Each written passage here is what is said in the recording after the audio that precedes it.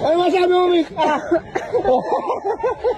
Abal lumalapit sila sa akin, grabe, kinakabahan ako, tapos nagdadalawang isip ako kung itutuloy ko pa ba yung yung prank ko o itutuloy ko na ba yung prank ko o o ihinto ko na kasi nakita ko sa mga mukha nila na na sila na may pakailam na sila, kabado sila may pakailam sila.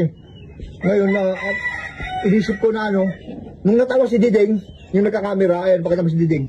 Yan. Nung natawa si Diding, ayun na, binuga ko na yung bula sa bibig ko, binuga ko na. Tumawa na lang din ako. Pero kinakabahan na ako na umamin. Kasi nakita ko sa mga reaction nila, di ba? Tapos pinipisil yung kamay ko Tapos naisip ko huli na, yung naabutan ako ng tubig, yung pinipisil ng kamay ko.